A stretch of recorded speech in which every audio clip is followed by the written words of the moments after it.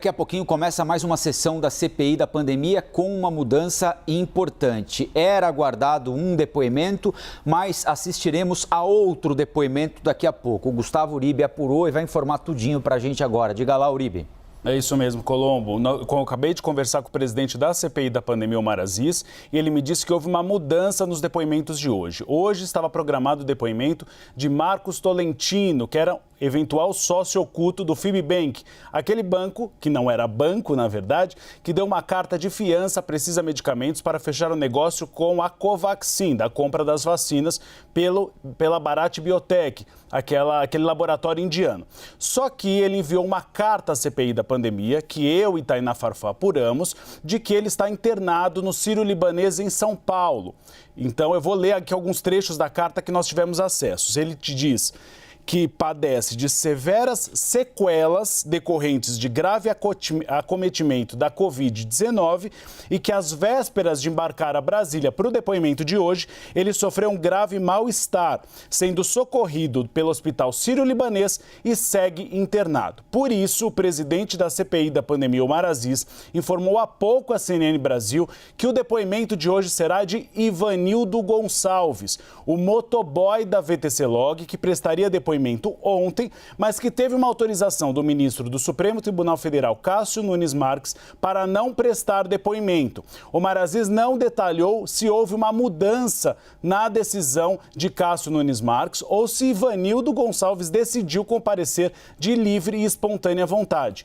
Eu e Tainá Farfã estamos apurando e damos daqui a pouquinho a resposta para vocês. Fechado. Mas houve essa mudança. Marcos Tolentino para Ivanildo Gonçalves. É importante a lembrança do Uribe aqui, porque o motoboy, o Ivanildo, deveria ter sido ouvido ontem, mas na segunda-feira, ontem foi terça, né? Na segunda-feira à noite houve a decisão do ministro Nunes Marques, que acolheu pedidos dos advogados do mensageiro da VTC Log, dizendo que a investigação contra ele escapa do escopo da CPI da pandemia. E, além disso, ele exercia a função de motoboy, de mensageiro, ou seja, ele ia à agência bancária, sacava determinada quantia de dinheiro, determinada anteriormente por alguém, levava esse dinheiro para um outro endereço também anteriormente determinado por alguém e que, portanto, ele não teria muito a acrescentar à CPI da pandemia, por isso ele teve o direito dado a ele, não é, Uribe, de ir ou não. Ele, obviamente, exerceu o direito de não ir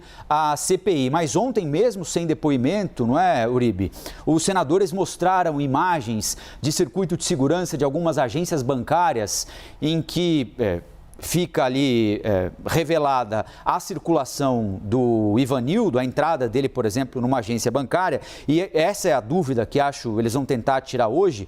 Os senadores disseram que ele poderia estar naquela agência bancária para, além de saques de dinheiro em volumes que têm de ser explicados, ao todo quase 5 milhões de reais ao longo de um período, não só de uma vez, evidentemente, mas para pagar boleto do ex-diretor de logística do Ministério da Saúde, o Roberto Dias. Já teriam encontrado também a chegada ou o acesso do Ivanildo ao prédio do Ministério da Saúde em determinadas ocasiões. Ou seja, ontem não houve depoimento, mas informações importantes para a investigação, não é, Uribe? Muito importantes. Que brasileiro não sonha com um motoboy pagando seus boletos, né, Colombo? E essas foram as imagens mostradas na CPI ontem pelo relator Renan Calheiros, de que há o circuito interno de uma agência bancária, no qual Ivanildo Silva ele entra na agência bancária, paga aquela prestação e aí na quebra de sigilos de Roberto Dias aponta o recebimento dos recursos. Então é uma associação muito clara de que talvez tenha havido essa mediação, que a VTC Log tenha pago contas daquele que era diretor então do Departamento de Logísticas do Ministério da Saúde.